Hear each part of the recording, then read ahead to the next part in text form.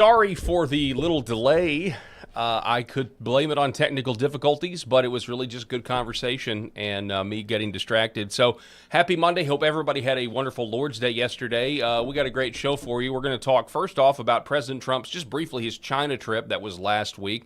Said something interesting to Sean Hannity about farmland, China-owned farmland around our military bases, as well as the Chinese students that, flood American universities. We're going to talk about that and asking this question: if the AI is necessary, if AI data centers are necessary, if we're in this AI arms race or almost a Cold War AI arms race or whatever you want to call it, and China is bad there, why do we have to tolerate with China owning our farmland because market prices, might be affected? Somebody make that make sense to me. Also, we're going to talk Thomas Massey. We're going to talk Kentucky. What's going on between, Ed Gallerin and Thomas Massey and everything. We're going to try to do it as best we can, cover as much as we can, all of these different sides. I think Rob and I maybe disagree a little bit there, but we're going to have a good time doing it. And the Paul Harrell program starts right now.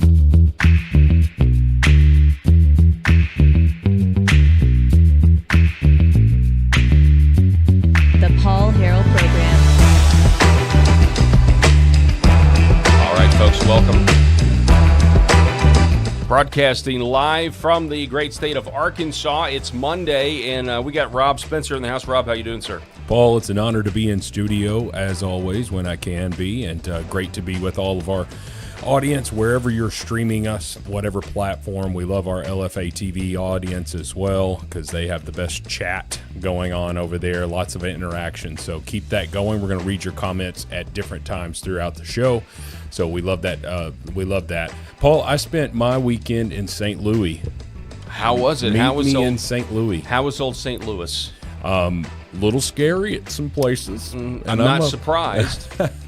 But we got to see two Cardinals games. Friday night was the big walk-off win. Don't know if people are baseball fans or sports fans. Okay, I didn't even see that. So what happened? So there was a rally, and it went into extra innings and all of this stuff. And this group up in the right field bleachers started taking their shirts off and waving them around like it's the terrible towel in Pittsburgh. Were you sitting in the right field bleachers? I was not up there, no.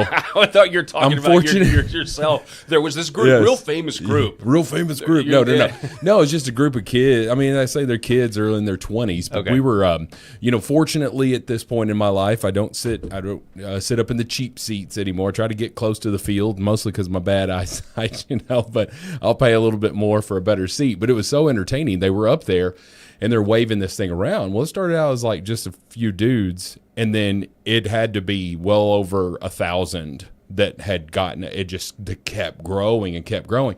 And then the Cardinals got down, and they would come back again. And so it was really exciting. Well, anyway, the reason I bring that up is because it made it on ESPN and all of that stuff. But then some national news started picking up. Even Fox News had mentioned it. So I guess it was kind of one of those things. Well, then, sure enough, again on Saturday, they did the same thing. So it was great. And they rallied. Yeah, they didn't have to rally. Oh yeah, they did have to rally. They went down early, but they came back, and it was just a great 2 games. Drank all the beer there at Busch Stadium. I just had it. I had it all. So we didn't drive. Thank you. We Ubered. But that's about the one time that I kind of let loose. Was when we go on our guys' Cardinals trips. But anyway, I don't even know why I brought that up, other than to say that was my weekend. I can tell you had a fun weekend. You mentioned baseball. Baseball's getting my attention again because it just seems like the least commercialized of all the sports. And I know they now have I know it is commercialized, but I know they have the pitching clock now and everything else. But even with the pitching clock, it's a slow game. And in my old age, I guess, there's something, and also obviously it was the one sport that I was fairly good at growing up. And so you just kind of rediscovering your childhood watching baseball games. Well, it's undeniable that they've trimmed about a half an hour off of a game with this pitch clock and stuff. So it was needed. Some people would talk about it and say that it's not the purest game anymore. Baseball was always the purest game. Like, you can have talent, you can work out harder than anybody, but can you hit a curveball? Yeah. Can you? And if you can't, Question was that for me, the answer was no. it's the answer. The answer is no for a lot of people. Yeah, so. yeah. The answer was no. I had trouble just mentally just stand in there. Just stand in there. It's not going to hit you. But anyway, but I could field okay. That's what I loved. I played second base. I loved it. It was like most fun.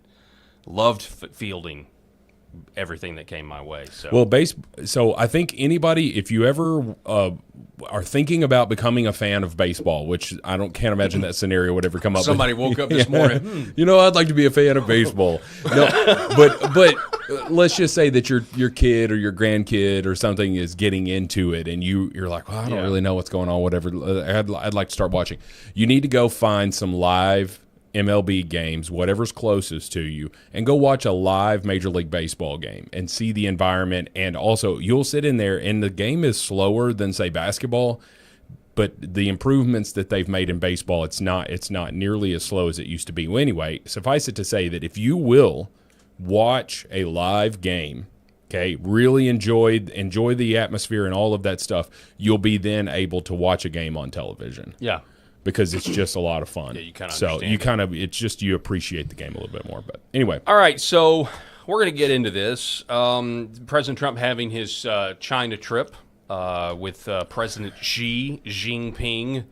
And they talked about a lot of stuff. Did you see that chair crap, Paul? The Xi Jinping. They clearly had a couch cushion or a cushion in the chair that was designed to make Xi look taller than President Trump. It looked stupid because it was like it was so blatantly obvious. I would have. Well, yeah, I mean, like the bend at the knee, like Trump's knees are almost like up here and sinking down, and Xi's feet almost. You could even kind of see a scenario where his feet may not even touch because they got him so high up. Obviously, his I don't feet get touch, it, man. But it was interesting. But so we don't. You have what's publicized about what you get out of this trip, and then we never know what's really going on, what's really being agreed to. There's got to be things agreed to that are not public knowledge. But there were some high points. Hearing the news that China may buy oil from us, especially if the Strait of Hormuz thing continues to become the modern-day version of the hot gates in Thermopylae. There was that. But then, Sean Hannity went with him on the trip and sat down with him for an interview shortly after some of, I think, the more significant meetings. And they got to this question about Chinese farmland and Chinese students, the idea of the Chinese owning American farmland. In particular, this question has to do with around our military bases, and then the issue of the 500,000 Chinese students that I think a lot of people in the Republican Party would just assume not be here, not come here. So we're going to ask. Let me play the clip first, and then we'll get my reaction, your reaction on the other side. I would assume I'm in Beijing if I wanted to buy property near one of their military installations. I don't think President Xi. No, they wouldn't let you. I don't. Look, it's not that I love it. You want to see farm prices drop? You want to see farmers lose a lot of money? Just take that out of the market. But they've had a lot of land for a long time. Obama did nothing about it. They bought a lot of it during the Obama administration. He did nothing about it. As far as the students, it's 500,000 students they come, good students. I could tell them, I don't want any students, is a very insulting thing to say to a country. They would then immediately go out and start building universities all over China. But if you don't have those students, good students, by the way, if you don't, and we do another thing, if they're good and they want to stay in America, we won't give them a green card and things like that. And that, not only them, but other countries. But if you want to see a university system die, take 500,000 people out of it. And the ones that won't be hurt are the top schools. The top schools will do fine, but your lower schools, the ones that don't do quite as well, they'll be dying all over the place. So I don't know if that's a reference to international tuition versus out-of-state versus in-state. It's just the question was about farmland, and now we're talking about Yeah. Well, international so students. we'll take it one at a time. The first, like Farmland, is that Donald Trump doesn't love the idea. Okay. Sean Hannity bringing up that American companies would never be allowed to own Chinese farmland, Rightfully so, next to military installations. Yes. Wouldn't allow that to happen. President Trump says, I'm not crazy about it. I don't love it. But Obama allowed this to happen, and basically here we are. And if we banned it, or we made them divest, or we took it from them, President Trump saying that would harm farmers because it would harm the value of the property. And you're a real estate guy. You know more about that than me, but that's what he seems to say. What is it? Is he trying to say that China is paying more than others would pay? I don't know. Maybe if they sold all at once or something, or they were required to divest all at once. I don't know. I honestly, I'm totally ignorant when it comes to real estate and that sort of thing. So the farming danger that we're seeing is that they don't have good markets.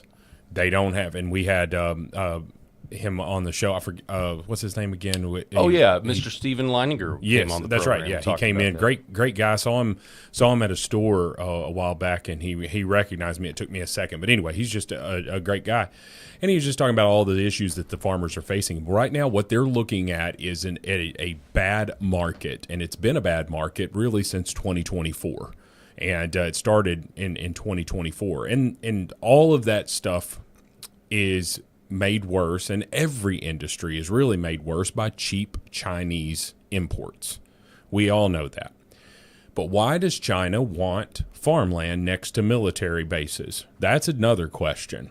But just strictly from a real estate perspective, the danger to farmers is not having a market and big conglomerates buying out small farmers, because small farmers cannot financially compete when this market goes down. They can't ride the wave. They don't have an influx of cash unless this crop sells this, etc. I don't know how. He's a real estate man. He's real estate on steroids, so I don't want to compete with his knowledge in the real estate world. But I can tell you that from a nationalistic look at it, I can't see any logical reasoning that I could follow or get behind where someone would say it's a good thing that China. In fairness, Trump is not saying that. He's not saying that it's a good thing that China owns this farmland, but I think ultimately what he's trying to say is let's pick our battles, and this is not one. This is not one to pick. And again, what I said earlier, we don't know exactly what all is discussed, what China's getting, what we're getting, but this was obviously discouraging to a lot of people out there who, number one, they don't. Well, here's the deal. We're told that China is this great threat. We're told, as I said at the top of the show, one of the reasons why these AI centers are going to have to go in is because we're in an AI arms race, and we don't want countries like China to basically, crack the egg before we crack it, because it's going to be, there's so much dominance that's on the that's at stake here. National security's at stake. Okay, well, if that is true, and again, that doesn't necessarily mean that I'm okay with data centers, because I'm not. But if that's true, it doesn't make sense that, okay, well, we're fine with them being, having our farmland, being in charge of our food security. It was about 7 years ago here in Arkansas. There was a couple of Chinese nationals that were indicted. They were arrested for stealing Arkansas rice technology. Some sort of, genetic seed thing. Oh, I can't imagine China stealing something. This is what they do, and we've been told that this is a bad thing, and again, I think it is.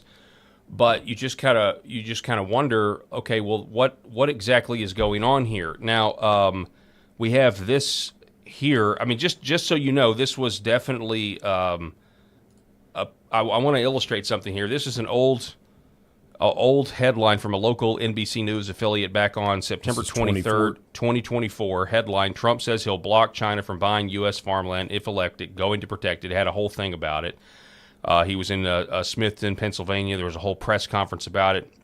We've got the clip here. But anyway, we're not going to waste time on it. He said we're going to protect it by saying you can't do it. Okay, that's how we're going to do it. I just want you to understand that there have been. What's fascinating to me about this is there have been, Trump allies, like Governor Sarah Huckabee Sanders and other Republican governors that have taken this policy of buying China farmland is bad and have actually enacted policies to prevent it from happening. Yeah, pat on the back to our governor. From 2023, headline, Arkansas orders Syngenta to sell farmland over ties to China. Governor Sarah Huckabee Sanders gave the global seed company 2 years to divest its property in Craighead County, Arkansas. Which is where we are. Then we have May 28th, 2025, headline, Chinese company sells Craighead County land per Arkansas order. Okay, then That's how you do it. That's how you do it. Then you have this from PBS Iowa. New laws restrict foreign ownership of U.S. soil. A wave of new laws is sweeping across the country that adds restrictions to foreigners' ability to buy or lease farmland. Then we have this headline again, 2025. New law bans Arkansas universities from farm research with China or Russia. I mean, so we're taking it even, another step forward. And then we have this.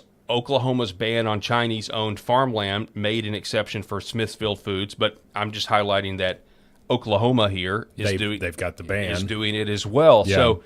So again, you would love to be a fly on the wall in in a meeting between Xi and Trump and try to figure out okay, what actually is going on here exactly.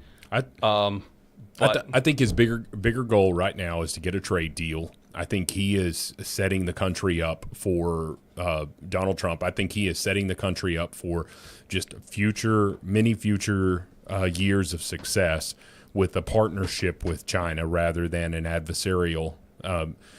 It's so normalizing relationships. Yes, essentially not. Hey, we're keeping you at arm's length. Where there's never going to be any trust here. But it's almost kind of like the mentality that two rival drug dealers would, if they were, if two rival drug dealers were coming into a drug deal, both of them have their hand on their gun, but they're still doing the business. They're like, hey, here's the stuff, give me the money kind of thing, whatever. Not that China and America, I don't want us to compare us to drug dealers, although in many ways we are. I think it would be inappropriate. I mean, it's not a stretch. But it's that sort of mentality of, I will do business with you because it is in my best interest to do business with you, but I will not trust you. I will not. And I think Donald Trump is doing the dance right now. He probably has a stronger feeling about China not buying farmland, just as he said. But when he doesn't love it. Yeah. Yes, but he's in the middle of a trade deal negotiation. I believe, did that interview happen in China? Oh yeah, I believe so. Yeah. Okay, so this interview happens. I think there were probably more talks after this interview. Correct. And you think Donald Trump's going to sit here and say, "Nope, I ain't going to let him buy this farmland." Dude's trying to go in there and get a deal. He's a deal maker. So I don't want to make too much out of it. I do wish that he would have come out a little stronger and said, well, and then there's the Chinese students angle of it, which is also a national security issue, having all these Chinese people coming to our universities. There is a national security implication there as well. As I highlighted, they steal from us all the time. I mean, just go peruse the headlines. Mm-hmm. They're stealing technology and all kinds of things. Then we also have the phenomenon of the baby situation where pregnant Chinese women are coming over here having babies and then raising their future Manchurian candidates back in China, but they have their U.S. citizenship now. That's a whole other thing. But you kind of wonder, he did say something interesting about the American university system would collapse, which is a kind of a wild claim in terms of, if that is true, how fragile our university systems are. And I've been watching a lot of this lady over at degreefree.com, just trying to wrap my head around, the idea that college is useless at this point in American society. What do you laugh at? Just our chat. They're great. Okay. I love our chat. I have a Chinese restaurant I love, Calpurnia. Been going there for 20 years. Same person yet. They can barely speak English, so I'm not going back. We had a Chinese. Look, I mean, yeah, that's great. Chinese food's great. We had a Chinese restaurant here in town that was busted for human trafficking. Remember that? Yeah, they were. They were definitely doing it. And when the mug shot looked like a guy who would traffic humans. Yep. And so that kind of stuff was happening. What people don't they don't really understand is that you don't have to be an American citizen to buy property, real property. Okay. So there's personal property and there's real property. Real property is just real estate. So like just for instance here, Paul, if you and your wife wanted to put a fence around your backyard, if you go and you buy the boards for that fence and they're laying out there in a stack on your property, that is personal property. But it's the minute that you cement those posts in the ground and you build this wooden fence around your backyard, it becomes real property, meaning with the real estate. Chinese nationals can buy real estate in America under certain provisions. If they have a work visa that's like a permanent work visa where they're coming here and they get to stay. I have sold a very nice house to someone who's a Chinese, very nice guy, super nice guy. So you've participated in this. Listen, I took the money, baby. I negotiated I always wondered the deal. which of the two of us would be the guy escorting us onto the trains. Yeah. Apparently, I'm just But we had to fill out, the title company had to fill out something called FERPTA. Have you ever heard of FERPTA? No, I haven't. Okay. It sounds like, well, Yeah. go ahead. Okay. Sorry. So it is foreign investments in real property taxation. I can't remember what the A is. Accountability or accounting or something. Essentially, what it's saying is that extra paperwork has to be filled out and it has to be disclosed that you are not a United States citizen, that you're a Chinese national. Doesn't matter, even if you're buying it with cash. Okay, you're going. This has to be disclosed. We're going to know about it at the government. Now, I'm not educated on it enough to know what they do with that information. Mm-hmm. Do they, as they put it in this big stack here, and they're like, well, I think this guy Chang Li or whatever his name is a Chinese national, but he's bought this house or he's bought this land or he's bought this property. So if they ban these companies from buying this land, unless they ban individual people, all this company has to do is give the money. You don't have to say, "Hey, I'm getting a loan from a bank to buy this 5,000 acres." I've got the money. That's tough. You got the money. You just fill out the paperwork. You've got it now. And if they're Communist Party agents, which Correct. Virtually that's what they are, it's not like there's they can try to claim that there's a distinction between the Chinese government and Chinese businesses, but you and I both know they're going around being like, you get a business, you don't get a business because your great-great-grandfather didn't support, Yep. You get a business, you don't get it. I mean, that's how their system works over there if they want it to, when they need to. Well, so. I prefer Japanese food anyway, so. I am a fan. I mean, if you gave me an option, sushi or hibachi versus Chinese buffet, I'm going Japanese. Give me some hibachi steak and chicken, no rice, no vegetables, double rice. Give me that any day. You ever seen those Japanese steakhouses where they're cooking the A5 Wagyu over the little pit that's at the table? Yeah, I've just never been able to afford that. Yeah, I haven't. I don't have Elon Musk's bank account. I've never had an A5 Wagyu. Mm-hmm. I think I've tried some American Wagyu, but I've never actually ordered. You can get the Japanese. There's Australian A5 Wagyu as well. That's supposed to be really good. I've always wanted to get a brisket A5. I've heard it's delicious, but I also have heard it's so decadent.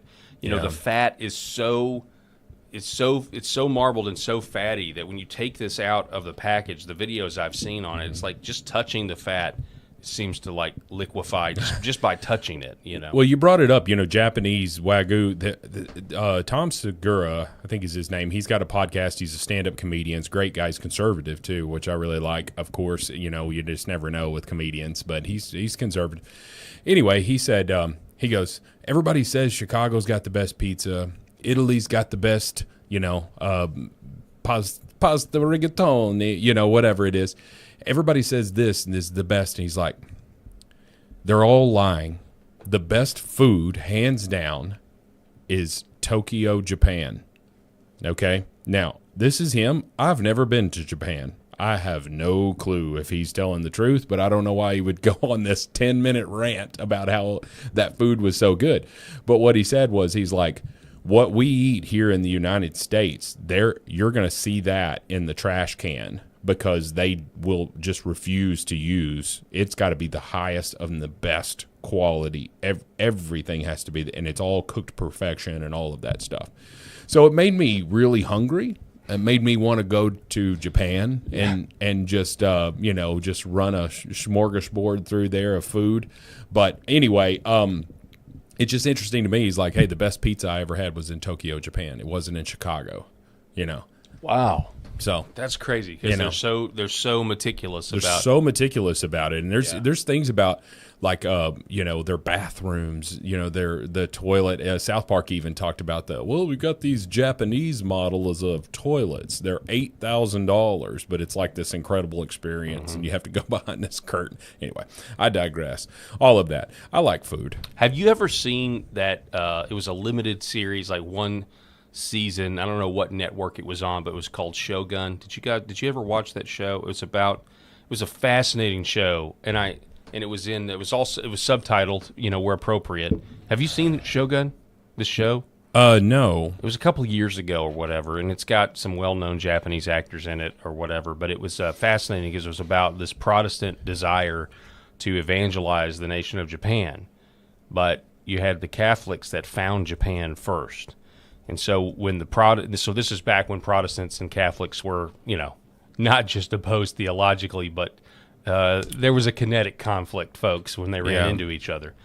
So the Protestants finally find Japan on this ship, and they get there, and the Catholics have already kind of ingrained themselves with the shoguns, the different tribes or whatever. It follows this main character who is a Protestant who gets there, and I think his crew gets like boiled in oil or something. Spoilers, by the way. Anyway, now he's in, and now it's this whole. It's kind of like a Last Samurai thing where he gets adopted by one of the clans, but he's got to kind of learn the way. And there's about to be this giant Japanese civil war, and the Catholics don't like him because he's Protestant, and he doesn't like them because they're Catholic. But then it all it all blows up, and it's like it. I don't know how historically accurate it was, but we do know that the Catholics got there first. We do know that the Protestants tried to, play out their theological differences in a country that really wasn't really sure about Christianity that much. Sure. I mean, it was kind of spreading, but they still had their pagan religions or whatever. And so then Japan gets so fed up with it all, they kick everybody out. Yeah, the guy just kicked them out. And they close down their society. Yeah. Until right after the Civil War, which is the events of that Last Samurai movie where Tom Cruise is the Last Samurai. Right. Which is ridiculous. It is, but that is actually a really good movie. Hey, Paul, some people are talking in the comments, and I did look it up. Apparently there was an active shooter that has been neutralized, but it was in San Diego in a mosque. Okay, hang on one second. So we're gonna do this live, guys. We're gonna try to cover this stuff if something breaks while we're on the air. That's why we love our chat, because I wouldn't have known about this. I see this here. At least one dead in shooting at Islamic Center of San Diego just after 1 p.m. San Diego police said there was a threat. So it is 3 o'clock. So yeah, it's just happened. What is it? 3:30. So 2:30. It's 1:30 in on West Coast time right now. Let's listen to this. See what it says. We may have to bear through some sort of advertising. Police have reports of an active shooter, and we are going to go to Austin right now. Austin, I understand you just arrived, but can you give us a sense of what you are seeing in the area, what you're hearing from people on the ground? Because we have seen children running out of that building. We've seen police sprinting with people away from that building and searching door to door with their weapons drawn. What are you seeing from a ground level? Jared, it's just chaos out here. Getting here was actually hard because the freeway was getting clogged up with the different law enforcement officers who were speeding here to get here to the Islamic Center. And I can tell you that there are law enforcement officers and sheriff's deputies here, as well as help from other agencies here. I have never seen this many police at an event in San Diego in the 3 years or so that I've lived here. We were just pushed back actually because we were told that this is still an active scene right now. So all of the media were just pushed back a block away from where most of the law enforcement is right now. And a few minutes ago, we saw EMS running in with tarps, large tarps that they had staged out on the concrete here. And I'm going to have Amal Brown, my photographer, just do a little bit of a pan so you can see. We have residents here filming. They're wondering what's going on. The residents we've talked to told me they have not seen or heard anything, but they are obviously aware now that there is a reported active shooter.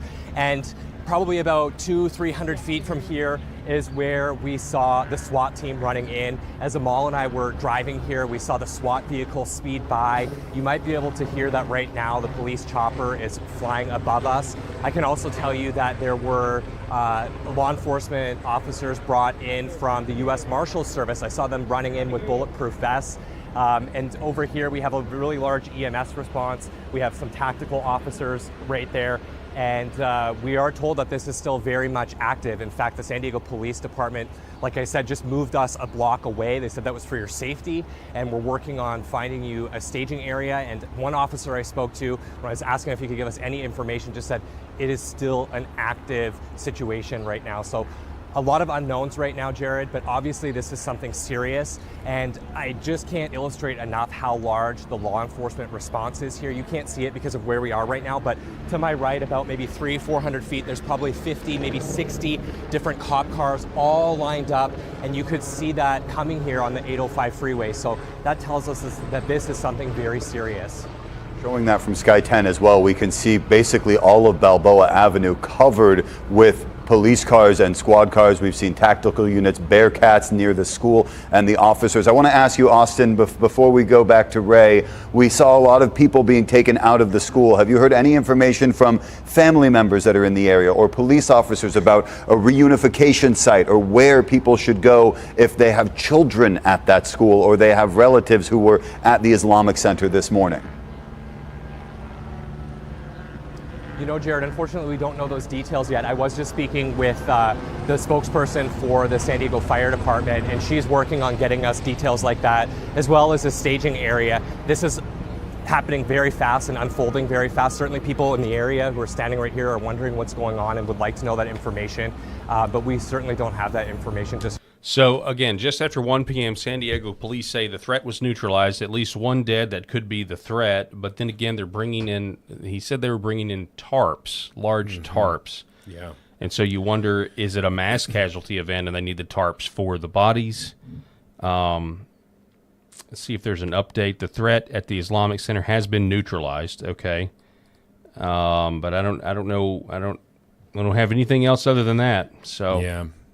And it's just really early here, so we just don't have a lot of, stuff that people normally a mayor or a police chief or somebody is going to come out and give, even though they won't tell exactly how many, they'll give you an idea of what type of casualties we'll be looking at. One thing that I'll say about this, Paul, well, first thing I'll say about this is not the way. If this was, in fact, religiously motivated, this is not the way. Because what it does is it causes us to lose high ground in our, no, their religion is the one of the savage, which it is, because they are called to kill the infidels. All of this stuff, there's a million different references. Obviously, that's an over-exaggeration, but there's tons of references in the Quran about falling in line or you'll be murdered, and it's okay to murder and rape children and all of this stuff. So anyway, but going up there and shooting up a center, if it is in fact religiously motivated and it's not just some lover's quarrel, you never know what that kind of stuff. I was just saying, my gut reaction is that this, it could very well be a Muslim. It very well could be, and I sadly sitting here hoping that it was, and just the same way. Listen, just the same way that every time there's an active shooter situation, all the conservatives are saying, "I hope he wasn't one of us." Yeah, and so are the Dems, but the Dems are always like, "Well, he wasn't really one of us. He donated to Trump." Yeah, and you're just like, "Wait a minute, he was, he's transgender or this or that." Anyway. So I just don't. I don't. I hope that this is not. It's an Islamic center where there's likely classes going on and children. I don't care what the parents' religions are and all of that stuff and what they believe. Don't murder children. Just statistically, too, there's also the strong possibility that this could be another. I'm just throwing this out there. If we're going to go down like who did it, what box do we put them in? Mm-hmm. Could be a trans person. Throwing that out there too. Could be a trans person because because the Muslim stance on transgenderism. Could be somebody and homosexuality. Could be somebody that is Muslim that wanted to be trans. There's, I have no idea. I'm throwing. If we're gonna immediately go there, we'll see what's going on. I mean, we'll see what eventually happens, and then of course you always have to question whatever official narrative you're given.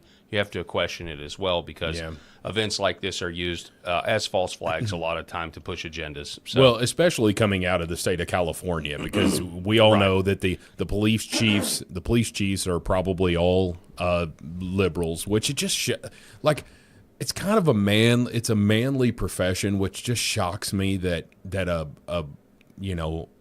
police chief can be a Democrat. Yeah. Now, I know that there was the old school Democrats back in the 80s and the 90s, and so they made a lot of sense to be a police chief, but the way that the party has shifted, it's just so shocking to me that a police chief or a police officer could be a liberal. Well, and a lot of them are. Yeah, were you just saying that a lot of them are women now? A lot of these police. No, I didn't say that. But they're women. Yeah. Which is going to automatically, statistically, make them more likely to be liberal. We do have a problem with this. It's just like the message went out. Hey, make all your police chiefs girls. And then make your judges girls too, and your fire chiefs. Yeah, exactly.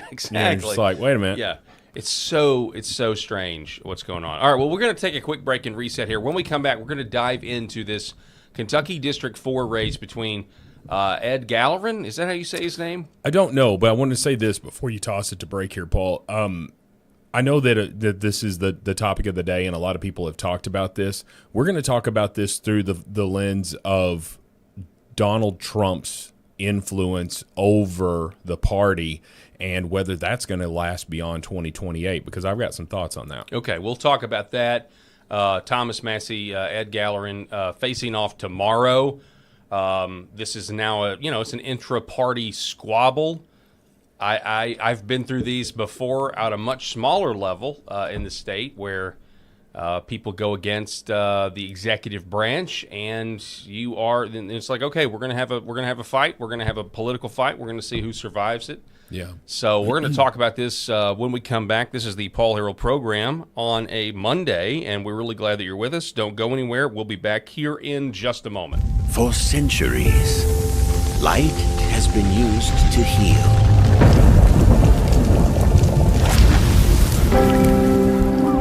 Awaken the body with Red Vive.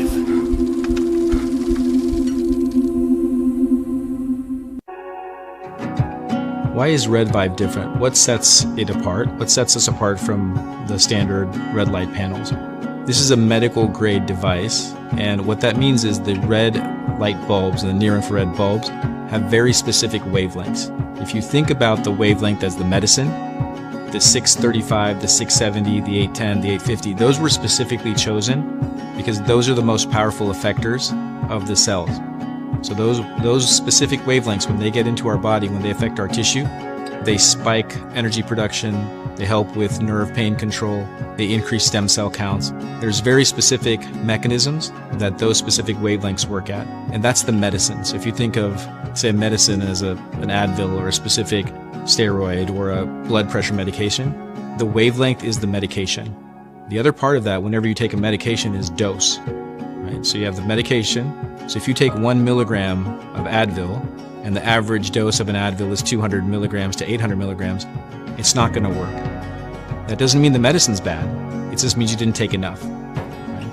And so even if you have the right wavelengths, first you have to have the right medicine, and then you have to have the right dose. And to have the right dose, you have, in light therapy, you have to have enough energy. So you have to have a powerful bulb. The LED bulbs, or light emitting diodes, have a specific wavelength.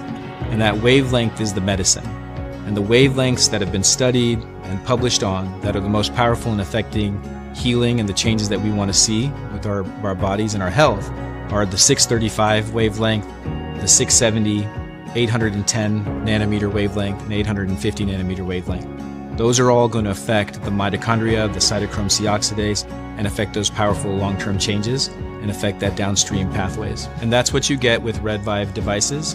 The highest efficacy, the best wavelengths, concentrated to help your health. This is our family dog, Bubba. He is a Shorty Jack Russell, and he brings a lot of love and laughter into our home. We just want to thank Pet Club for making healthy food and treats for our animals. Bubba has been on Pet Club food for a little over a year now.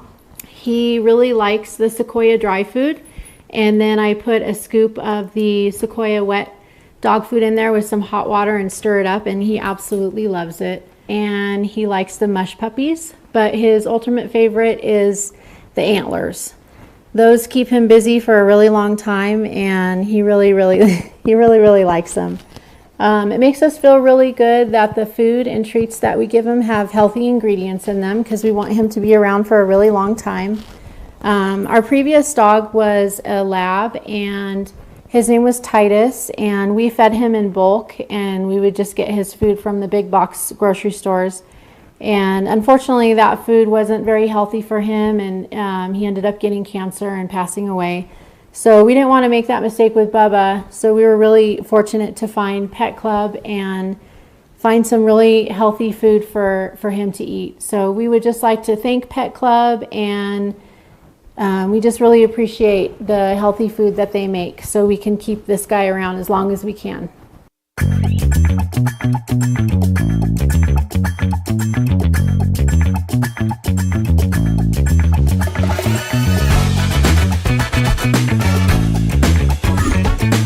The Paul Harrell Program.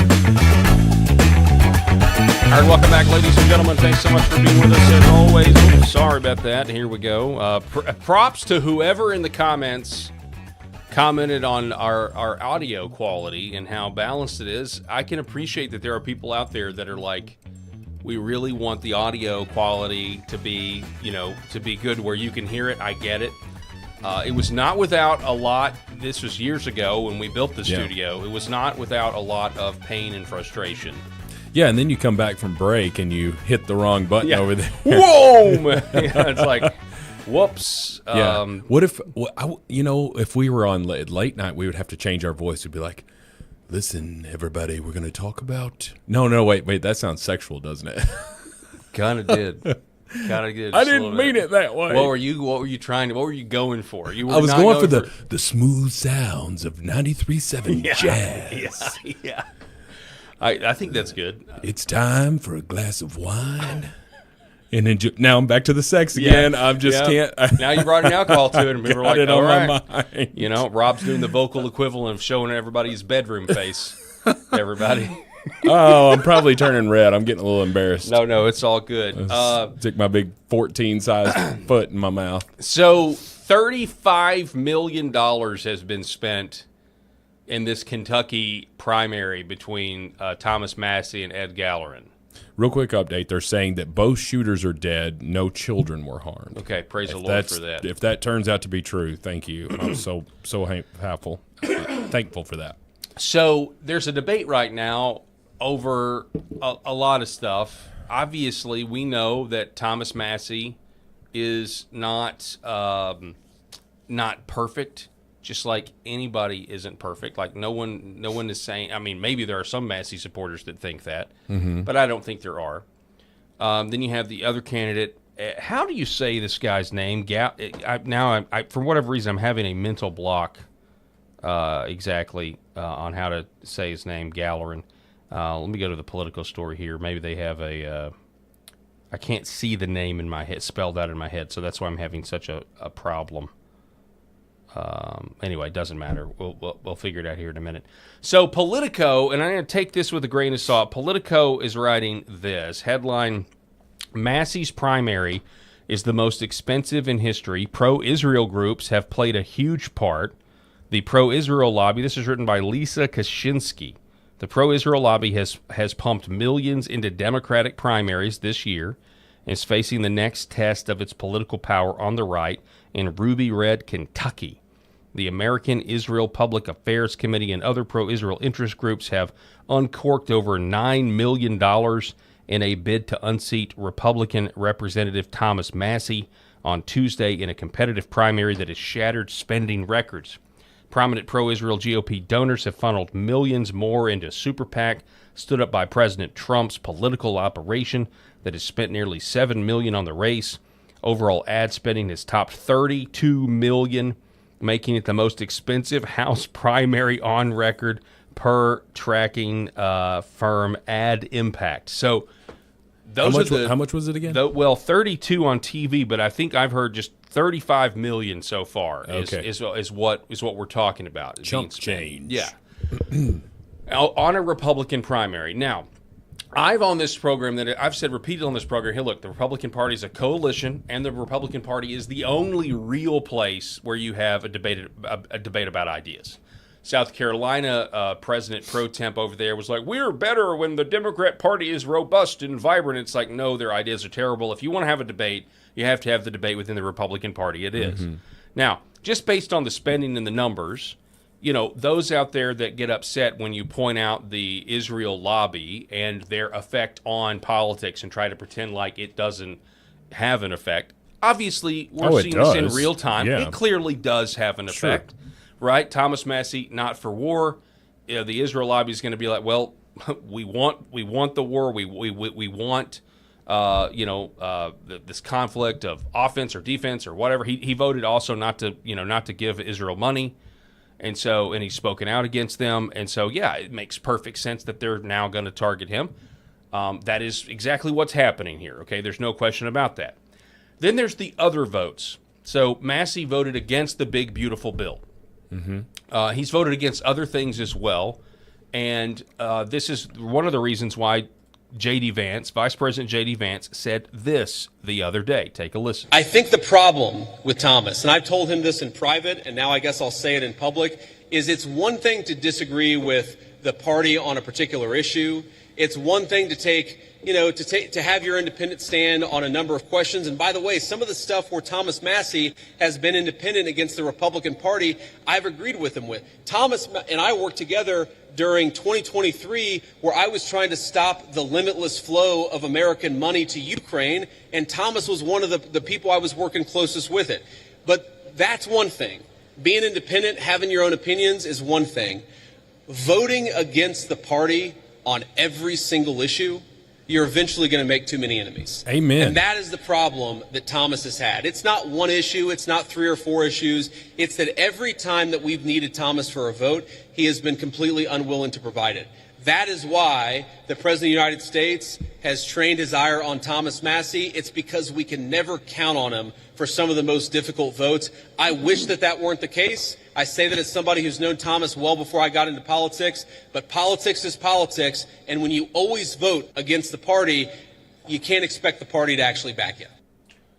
So, I'll get your reaction to that first. Okay, so that is, almost word for word what I was saying in our text message group earlier. That if you want to disagree with the president on some issues, have your thing.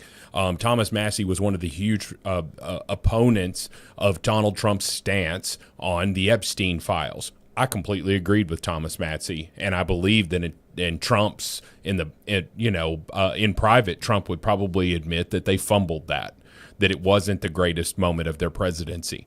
But I was just saying that, like, it's one thing to have stance on like these political stances that you're saying. Chip Roy is another who I agree with Chip Roy on a lot of stuff. But man, you're voting against this budget every single time.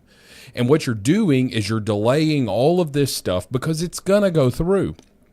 Or because you're a no vote, the Republicans have to then give a concession to the Democrats so that they can get one of their votes, which means that it's weakening this bill for what it could have been, and it could have been stronger. But since you're just this no vote over here that Donald Trump has to make a call every time, and you may or may not could be persuaded because you want something out of it, but if you can't be persuaded, then you're a no vote. We got to go to the Dems, make a concession over there, and get them to come on board. The Democrats don't do that. They don't do it. And what I was saying in our group text between me and you and Eric today is that the Democrats, the reason that they're so destructive when they are in power is because they fall in line. They fall in line behind their leader, and it was Pelosi for years. Schumer, still there, but we'll see how much longer he's going to go. And then whether it be for Bill Clinton, Barack Obama, whoever it is, but even when they're not in power in the presidency, they fall in line, meaning like when they had the House, you couldn't get anything done. USMCA sat there for how long? It sat there for probably almost 2 years before Pelosi was willing to give that political victory to Donald Trump and sign this, got rid of NAFTA, the terrible trade deal that was known as NAFTA. So anyway, I'm going off on all these tangents, but I'll just say the Democrats fall in line.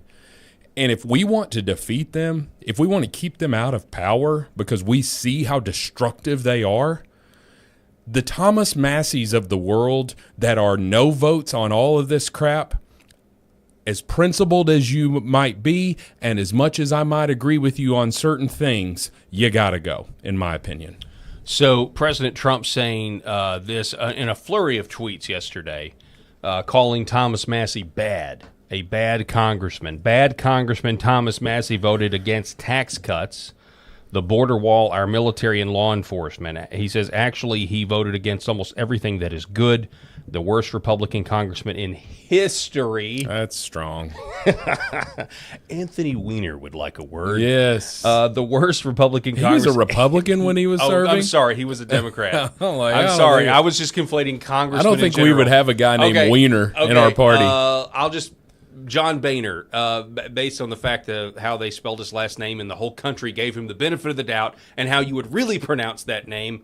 Well, what about that fruitcake George Santos that was, Yeah, George Santos. The guy, he was kicked out, and then he went to prison. Right, he got pardoned by President Trump. Yeah. He's made the podcast circuit. He's an interesting guy to listen to, I'll say that. He is, and I mean, honestly, he shouldn't have been in prison. I know President Trump does the hyperbole thing all the time. He does it when he's negotiating deals with Iran. Seriously, has anyone ever considered that man's life, that John Boehner might have been a little bit more of a humble person and a better Speaker of the House if he had to go through his life with his last name being pronounced the way it's actually spelled? Has anyone ever considered that? Okay, this man humbles a man, doesn't it? This man was not. Matter of fact, I mean, the reason he got kicked out of being Speaker is because of his alcohol problem. Yeah. I don't know. Anyway, I don't know. Maybe the correct pronunciation would have made his alcohol problem even worse. Yeah. I don't know. Well, anyway. What's the same thing. They were trying to name, I guess they were trying to name this new building after an old sheriff. Here recent. This was a news story that just went around. Yes. And it was like Dick Harder or something like that. I can't remember what.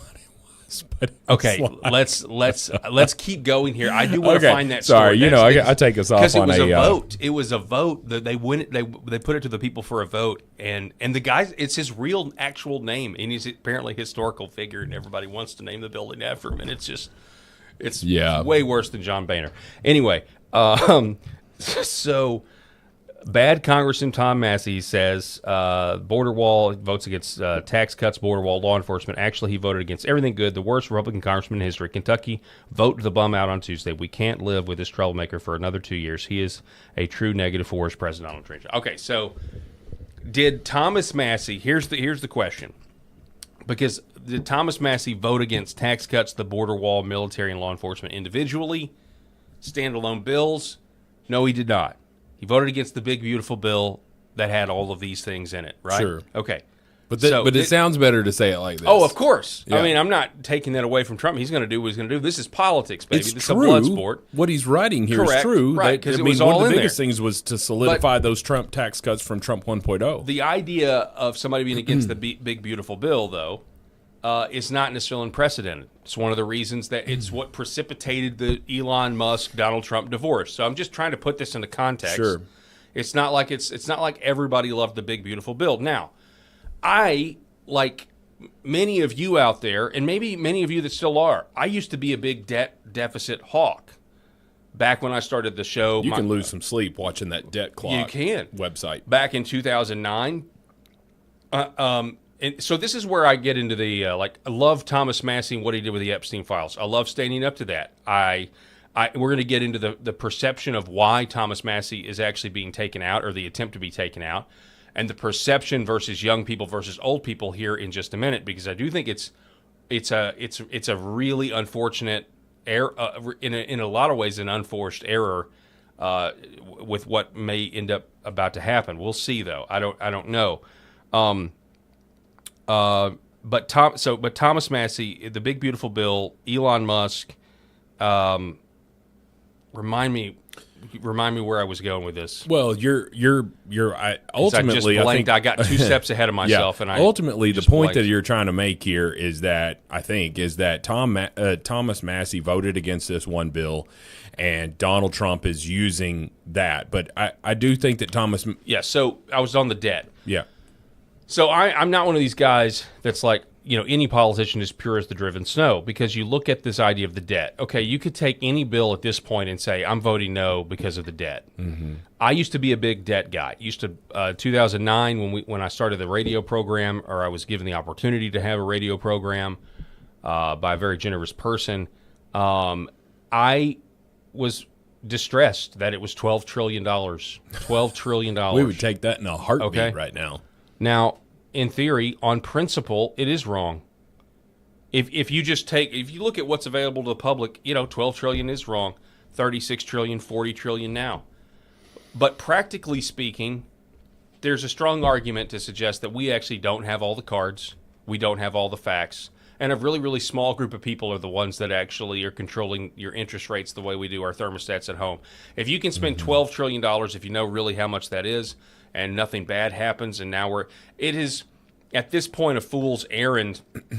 I'm just being real with you, because the whole debt thing was used in a big it was a big talking point in 2010 and 2011, and guess what? They got in there and they found out it doesn't really matter. Now, we could say they got in there and they sold out their constituents. I think that's true, but there's more information that the public is not operating on when it comes to the debt. Because the debt is fake. Like that's the real story here, is the whole system is fake. And maybe we shouldn't be surprised that it's fake when we have pagan symbols on our money, right? Sure.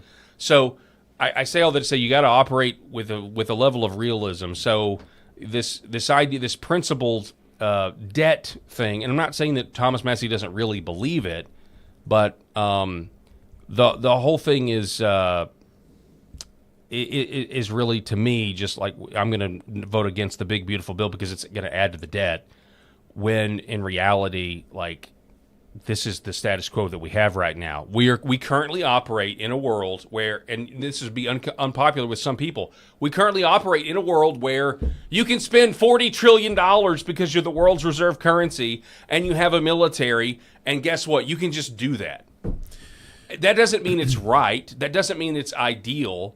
But when it comes to especially back in the day when the big beautiful bill was being debated, this civilizational clash right now of having to get Border Patrol funded, get ICE funded, and yeah, it was another big pork project.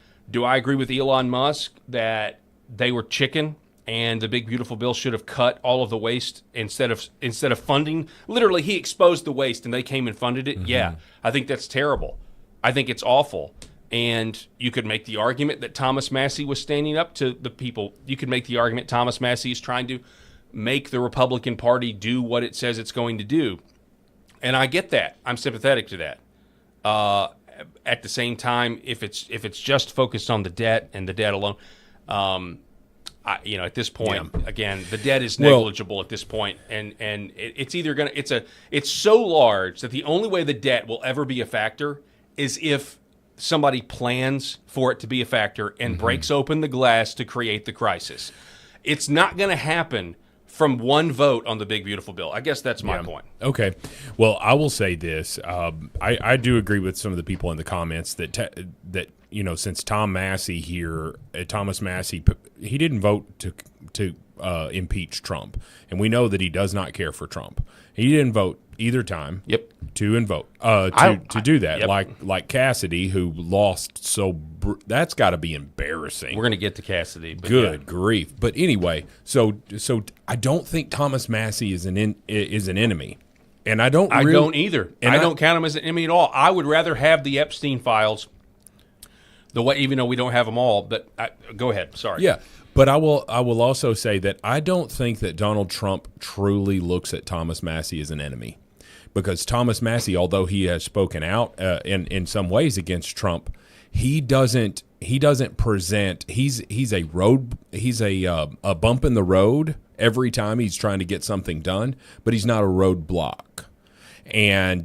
But what he does do, going back to what I said, is that he forces Republicans to give concessions to Democrats. When I just say, if you're principled on this, you don't like this debt, you don't like what we're doing here, and we're voting and we're putting in more debt, we're not slashing. Okay, get some concessions that you can live with for now. Get some concessions that you could live with for now, because what you're forcing your Republican colleagues to do is to go ask Hakeem Jeffries for some concessions. Like, hey, if we can get some of your people over here to vote for this, what can we throw to the Democratic caucus here? I'm not down with that. I'd rather give concessions to other Republican members of House. That's what the American people elected them to do. They put the Republicans in charge of all three. So I say all that to say, do you think we can pay down our debt? No. I mean, you can. Well, potentially grow your way out of it? There's ways to make this debt go away. But planned financial crisis is the easiest way to. Well, where's our debt? Where's our debt? Our debt is in bonds that the government creates and sells, that gives us income, that gives us this money. And so these investors, most of which are actually in the United States. Everybody says China owns our debt. They don't. There's some is owned by that, because you can buy those bonds, can be purchased by. But anyway, what I would do if they can just spend all of their efforts with Doge and getting rid of all of this fraud. Nick Shirley has started this train moving down the tracks. We've got to keep it going. We can't let a fallout happen like what happened with Elon Musk. Let this train keep going down the tracks, and let's root out this fraud. Dr. Oz, Mehmet Oz, came on and said, hey, we shut down 800 hospice companies in California, and we didn't get one single solitary call saying, hey, where's my money? Mm-hmm. Like, hey, where's my reimbursement for my money? Because they know the jig is up. So you got to get rid of the fraud. Okay? I fully believe that we have a close to $1 trillion or more of fraud every year. I think of our $7 trillion of spending, at least $1 trillion of it is fraud, and I might be undershooting it, because I've talked about there's fraud on every single solitary level when you are billing, and it is all Medicaid and Medicare fraud, where you are billing the government for services that you are not doing. This service. You're billing the government for a $300 Tylenol. Yeah, there is so much fraud that happens there. So get rid of the fraud and increase our GDP. If you can do those two things, then once you can. I mean, Bill Clinton was the last one to balance the budget. Say what you want about him, but he balanced the budget where we were taking in more money than what we were spending. If you got to that point again, then you buy those bonds and eliminate them. You buy them back. You'll have to pay a premium for them because the investors may not want to sell them. But you buy those bonds back, and then you eliminate those bonds. And then you can start to work to put provisions in place where if the government, the Warren Buffett method, if the government doesn't balance the budget, that they immediately lose their paychecks. Yeah. You can't go through unless it's a balanced budget. So I've gone down a long rabbit hole there, but in theory that would be true, and it is true, assuming the government should run the way we have to run our own households. But in my opinion, let me just simplify it for you. I think Washington, D.C. runs on blackmail. I think it's used as a currency, and I think you get high enough up, whether it's D.C. or Hollywood or any of these things, they actually love having blackmail on one another because it's a security blanket. Both people know that the other one could destroy them or make their life much difficult, but because of mutually assured destruction, their power is ensured. I think the debt, $40 trillion in debt is just a massive blackmail, or the equivalent of an intentional crisis that everybody knows at any moment. It's in a glass case, and if the right person wants to, we break open glass and we, basically hold the whole country ransom. Yeah.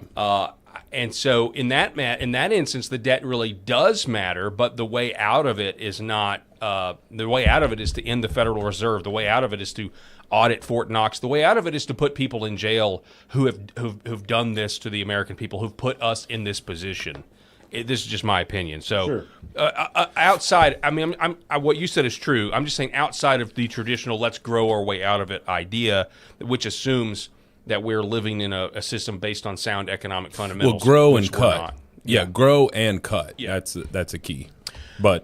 But here is more on the Thomas Massie thing. Here is Congresswoman Lauren Boebert stumping we're calling her Hobart. Stumping for Thomas Massie. A Republican congressman who said one thing at home and got to Washington, D.C. and did something completely different. He did exactly what he was told to do. He handed his voting card over to the Speaker of the House and whatever he could to be in the good graces of all of the slime in D.C., he did.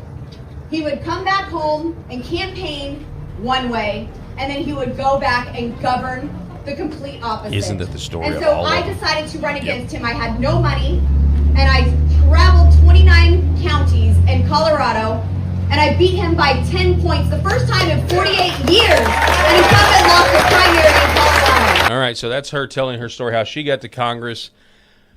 But unfortunately, folks, Lauren Boebert, we're supposed to hate her now. She's the latest one who's been anathematized. Listen, I understand why Trump's frustrated with her because he wants Massie gone, and she is speaking out for Massie. She's not the only one. Which is also concerning, as I was talking about in our group text here. There's a few other endorsements of Thomas Massie that are a little concerning, if you ask me. I haven't read all of these, but they allegedly the New York Times, Ilhan Omar. Now I do have look. I don't have any argument with that. You can't. The New York Times coming out with a puff piece, on. It's actually not that. I mean, it is concerning. It's a red flag. But at the same time, you have to understand the New York Post wants anything to happen that's going to weaken President Trump. New York Times. The New York Times. Yeah. You know what I'm saying? Anything. So they're going to be for Thomas. It's like, why are they for Thomas Massie? It's like, well, they're for Thomas Massie because if Thomas Massie wins, it means that that Massie's constituents love Massie more than they love Trump. That's what it means, and that's why the New York Times wants that to happen. I like Lauren Boebert. She's not really done anything for me to dislike her. And I'm also a strong-willed person where I'm not going to hate somebody just because I was told to hate them. In that same reason, and our chat mentioned this as well, that Lindsey Graham, Donald Trump for some reason supports him. Lindsey Graham's a moron. He is a warmonger. And I can't stand it. I can't stand the fact that Donald Trump has not just cast that fool aside. But, that's one thing. Lauren Boebert is a true conservative. She is also, in my opinion, well, I don't know that she's a true conservative. She's definitely a true Republican, and she's certainly a MAGA person. I believe that she backs Trump. She just doesn't follow him on every single solitary thing that he does. Well, and this is the deal. This is what's frustrating. But she doesn't vote against him, and that's what I like. Well, I mean, she was taken into a back room, according to her, telling her to take her name off the Epstein files. She talked about that, and she said, "No, I'm not going to do that. I want the Epstein files released." There was allegedly pressure to not do that. Good for her. And this is going to get us into the other side of things. But this was Lauren Boebert's tightrope that she attempted to walk before going to Kentucky to campaign for her friend Thomas Massie. She says, "Below is my friend Thomas Massie. He loves America and is fighting to save it. Also below is my friend and president, Donald Trump. He put his life on the line to save this great country. I support both of these men. I've worked with both to preserve freedom and liberty, and if that makes you angry, bless your heart." So, what a great tweet, but it wasn't enough. President Trump saying essentially, no, that isn't good enough. And he's now asking for primary challengers for Lauren Boebert. Quote, is anyone interested in running against weak-minded Lauren Boebert in Colorado's 4th Congressional District? You remember Lauren moved to the district when it became obvious that she couldn't win in her original congressional district, the 3rd. A carpetbagger, indeed. Boebert is campaigning for the worst Republican congressman in the history of our country, Thomas Massie of the great Commonwealth of Kentucky, and anybody who can be that dumb deserves a good primary fight. Even though I long ago endorsed Boebert, if the right person came along, it would be my honor to withdraw that endorsement and endorse a good and proper alternative. Just let me know or announce your candidacy, and I will be there for you, President Donald J. Trump. Now, real quick, the filing is over. There is no official primary person that could do that this cycle, unless, of course, you get like a write-in candidate, and that would be a long shot, even with money. Yeah. But so this is the kind of stuff that makes you just roll your eyes. It's just this is what. Go ahead, Paul. No, you go ahead. This is what they want us to do. This is what Donald Trump wants us to do. I voted for that man 3 times. I love him as our president. Okay. That's I have to. You qualify. I have to qualify it. Yeah. Because I'm not this. I will follow Donald Trump. Yeah. If Donald Trump says it, it is the right thing. If Lauren Boebert is bad, I now think she's bad because Trump said it. Stop. I don't agree that Thomas Massie should be obstructing Donald Trump's movement here, but quit this crap, man. I don't like this. At the risk of alienating some of our listening audience who are just Trump loyalists, I don't like crap like this, Paul. And that doesn't mean that I'm regretting my vote. For the love of God, what was the alternative? Of course not. You know, any Republican running against Donald Trump, I would have voted for Donald Trump over that Republican. 100%. I believe in Donald Trump. I just wish he wouldn't do crap like this. Yeah. No, I mean, I totally understand what you're saying, and I really respect your reaction to this too, because I know you are more on the, hey, yeah, if Massie goes, then he goes because he shouldn't have, he shouldn't have obstructed President Trump the way, but it's not enough. Is what I guess my point is he has made friends, and it's like, so where does it end exactly? Where does it end? And it's stuff like this that makes you think, oh, okay, it ends on an island with one person pointing the finger at everybody else. Yeah. And that's where it eventually leads if this just kind of continues. And so I've seen this before. I've seen this play out before. I've seen it at a micro level in Arkansas back when Governor Asa Hutchinson was was governor of Arkansas. wanted to be president. Tucker Carlson ended Asa Hutchinson's hopes for being president. Tucker Carlson deserves a lot of credit for those primaries, and this is 2023 essentially. Oh man, ended Mike Pence and Asa right there with just a couple of questions. It was unbelievable. And as somebody who had to suffer under the Asa Hutchinson administration, or I didn't suffer under the Asa Hutchinson administration, but I opposed him at almost every turn vigorously on the radio for years. And anyway, but the bottom line is this: I saw it firsthand where you you have people that are speaking out against the governor, in my case, and he goes after him. So it's just not a new thing. I'm not sure. I wish it wouldn't happen. Like in terms of we're going to spend $35 million because what? Because Thomas Massey voted against the bill that got passed anyway. It'd be one thing if he was the deciding vote and the big beautiful bill didn't get passed, or he was the deciding vote and Israel didn't get their money and Iran took over Israel or something. A la John McCain for the destruction of Obamacare. But that didn't even happen. So you're spending $35 million. You're further dividing the base because there are people looking at this. Let's just talk about young people for a second.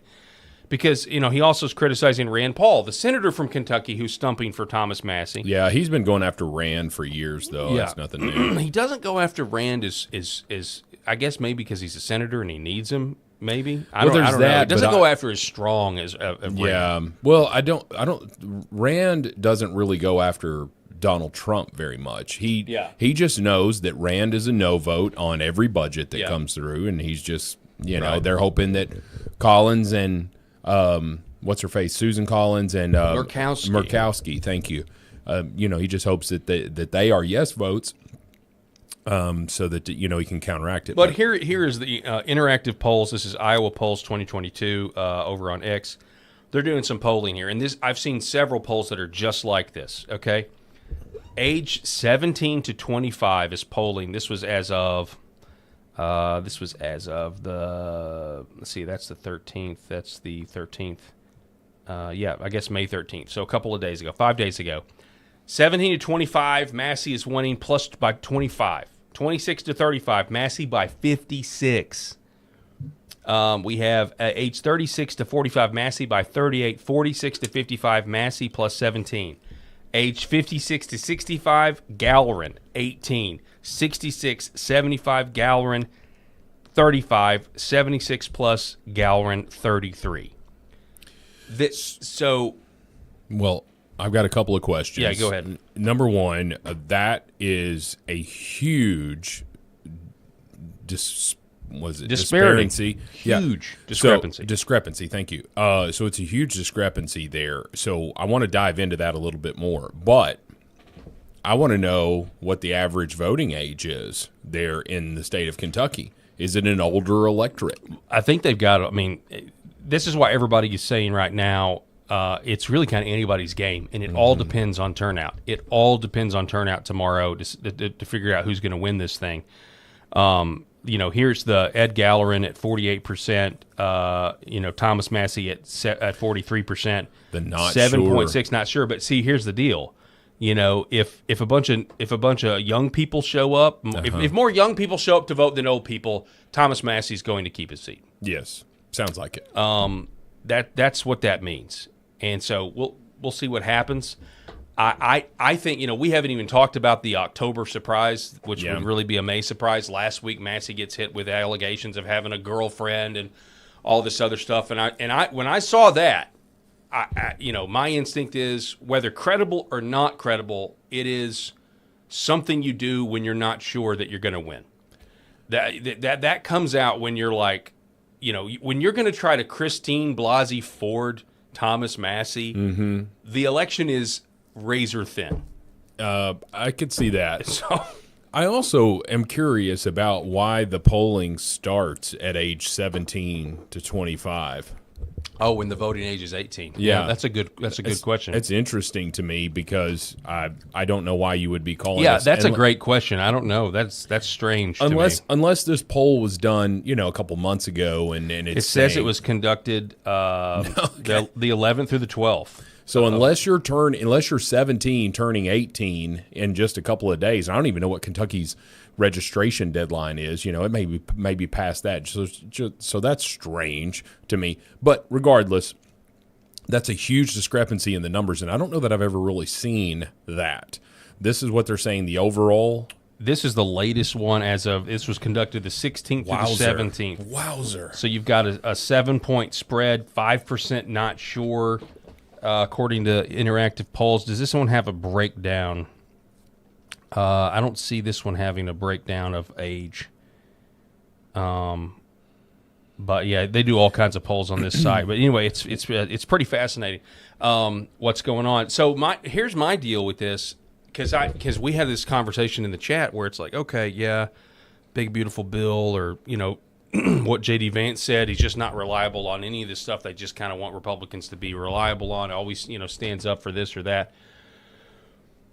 If you're a young person, though, and just letting you know, if you're a young person, everybody thinks that Thomas Massey is being targeted for the Epstein files. And that's the perception. Now, whether you want to believe that or not, I'm just telling you, the reason you want to say, why do the young people not want Ed Gallerin? Why don't they want him?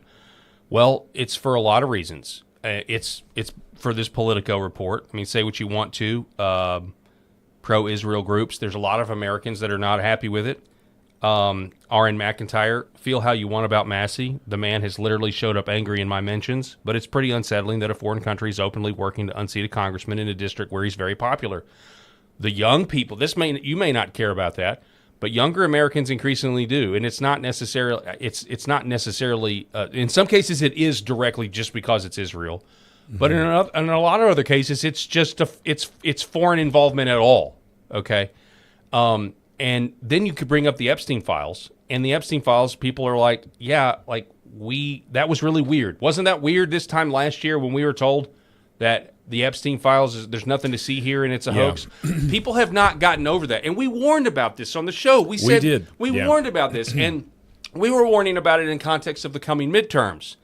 Yeah. Before we knew that there was going to be this giant primary between Massey and Gallerin. And so I'll be interested to see what happens. Paul, could it be as simple as this? Okay, I do agree with you that the young people believe that there was just this massive cover-up with whether the it's Epstein. True or not. Whether that's it's what true they or believe. not, that's what they believe. And I think we can all agree that it was a bungled, whatever.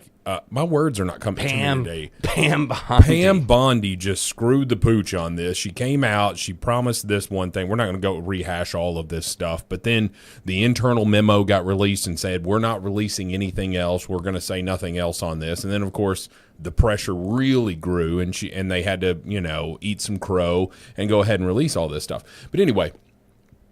And Thomas Massey was a huge proponent of getting that released, and it was just his rallying cry. And so that I can understand the young people sort of agreeing with all of that. But I think, and I teased this at the top of the show, I think it could be a simpler answer. And it may be a little bit of both. It could be three things, with the Israel influence and the young people conspiracies and all of this stuff or whatever. But Ed Gallerin coming in here and having such a huge, like all of these incumbents losing, we saw this in Indiana. We saw this in Louisiana over the weekend. Hopefully we're going to see this in the state of Texas with John Cornyn getting unseated by Ken Paxton there. And if you're not following that race, you really need to take a look at that one. That one's huge, right? So because of Cornyn, they say Cornyn and Cassidy were his two main allies. You got to throw John Thunes. You got to throw in Mark Lynch beating Lindsey Graham. We got to hope that. Oh my gosh! Please, baby Jesus, give us that one. But see, on that though, and I don't want to interrupt you. I'm sorry, but let me find this. Like this is where it's like try to make sense of anything going on right now. Where it's like, yes, Bill Cassidy, we love. Yes, we want Ken Paxton over Cornyn. Yes, but then you get this. You get a post like this. The Conservative Review. A plus. John Thune gets an F. Lindsey Graham gets an F. And could we get 50% of the anger that's at Thomas Massey? Could we get 50% of that directed at John Thune? But we don't. And I posted earlier. Well, why don't we? Well, because the donors are very happy with John Thune. They like John Thune. Mm-hmm.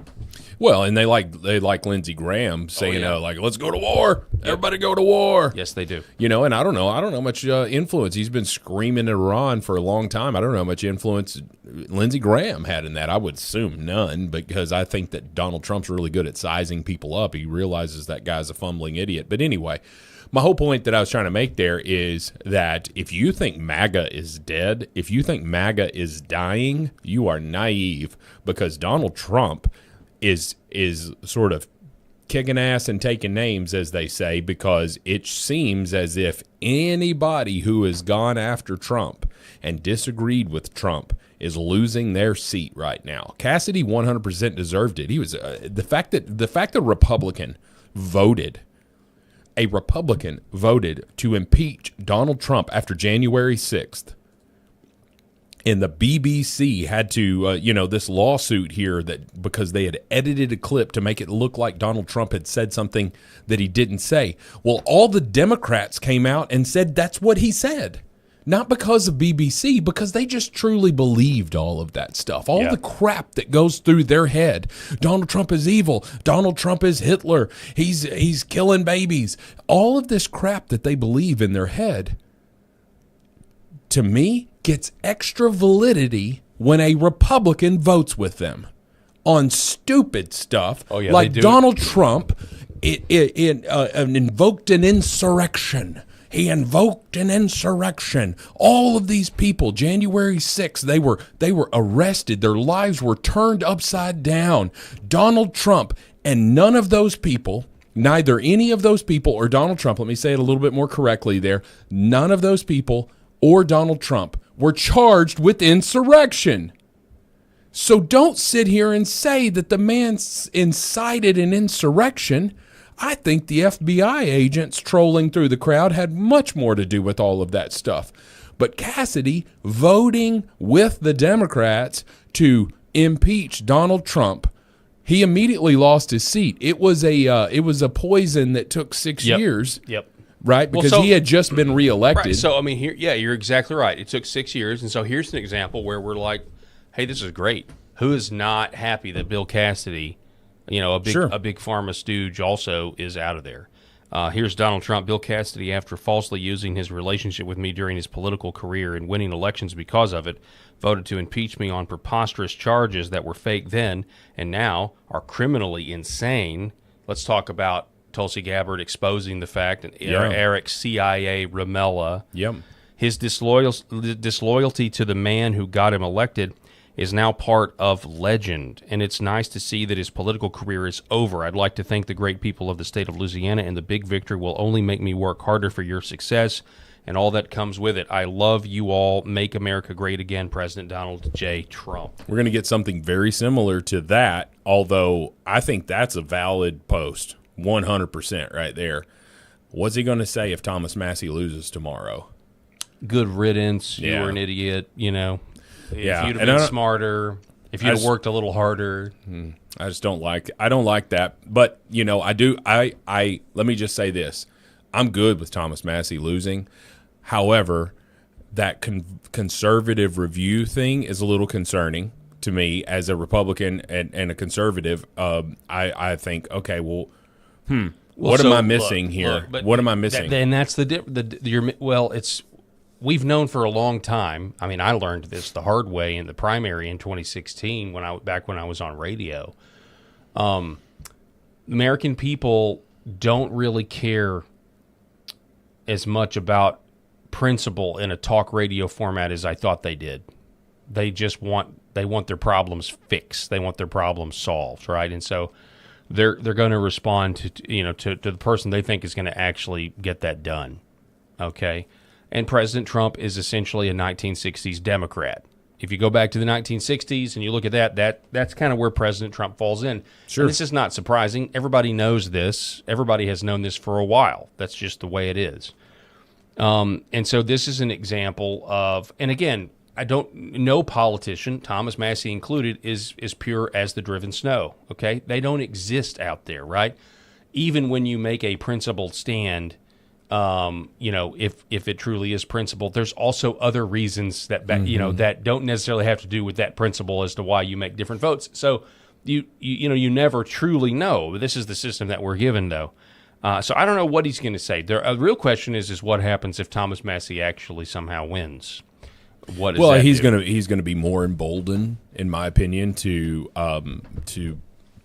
stand up for what he believes in because it was on the ballot. It was literally Thomas Massey will be correct. Oh, of course, yeah. His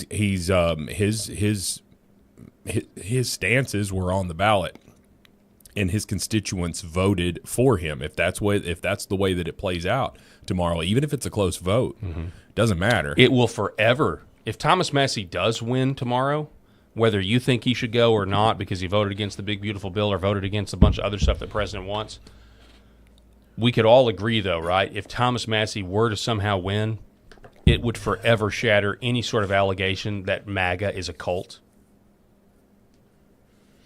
Because it would be literally, be the people saying like, no, I'm not, like you said, I'm not just going to be a zombie. I'm going to think independently, vote for Trump nationally, but think things differently on the local level. Shatter it from whose perspective? Because we don't believe that we're a cult anyway. This is true. It wouldn't shatter it from the left's always going to believe it, but it would be some good ammunition. Sure. To like, hey, actually, no. Look at us. We will vote against. Yeah, Bill Cassidy, though.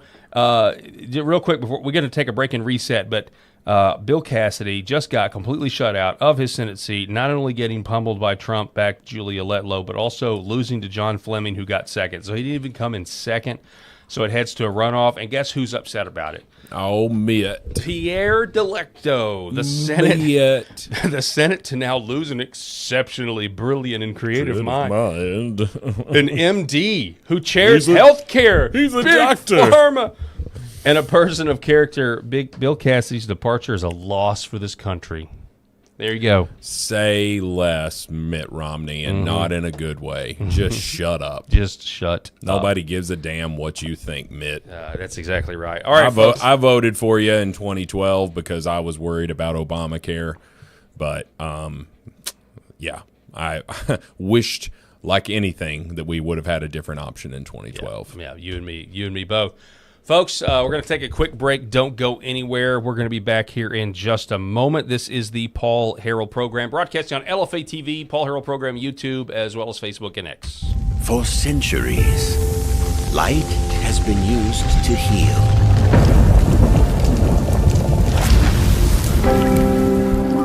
Awaken the body with Red Vive.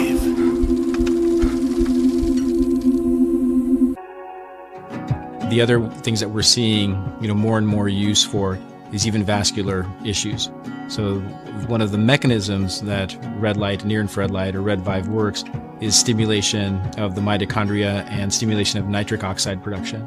So when nitric oxide is released in cells, it vasodilates cells. It reduces inflammation. It moves blood. It brings blood flow to areas. So folks that have issues with ulcers or burns or wounds, it can help stimulate increased blood supply, and you need blood to heal. So that can open up different avenues for peripheral artery disease, for neuropathic pain syndromes. And so that's one of the other areas for nerve injury or nerve pain that we can leverage this type of medicine. Behind every precious life, there was a choice. Behind every family moment, behind every special memory, there was a choice. A life of joy. A life that is beautifully and wonderfully made. At 7 Weeks Coffee, we are funding the pro-life movement, one cup at a time. Will you let your coffee serve a greater purpose?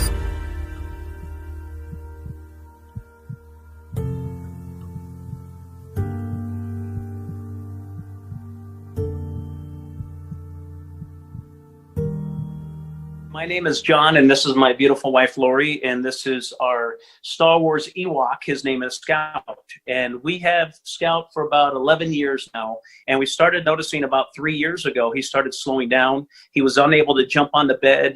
He was kind of a little bit grumpier, and when my daughters, Macy and Mariah, would take him on walks, he would walk for about 30 yards, and then he'd lay down, and they'd carry him the rest of the way. So I heard about Pet Club 24/7 and about the products from a gentleman that I really trust and share a friendship with. And he mentioned to me that they have products that are going to help him with his arthritis, help him build his immune system. And I said, okay, no problem. Let's try them out. And I kid you guys not, within about 2 to 3 days, we started noticing a little difference. And then we took Scout on a walk probably about a week after we started using the products, the mush puppies, and he would walk the entire way.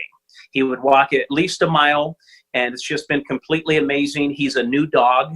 He's 11 years old, which is around 80 years in dog years, and he's just happy. He's more energetic. He's not the grumpy old man he used to be, and we're just so thankful. And it was perfect timing because we lost our boxer Yankee about a year and a half ago, and it was really hard on us. So I'm so thankful for Pet Club 24/7 for the products that they offer. Imagine if you could have your best friend around one more day or one more week or even one more year. I'm so blessed and thankful that we were able to find this company and find these products for Scout. So thank you guys. Give it a shot. We appreciate you. God bless everyone.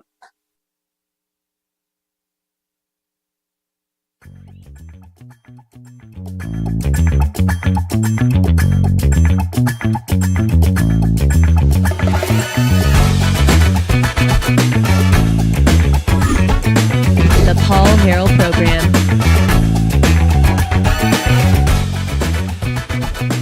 Welcome back, folks. Broadcasting from Arkansas. My good friend, co-host Rob Spencer is with us.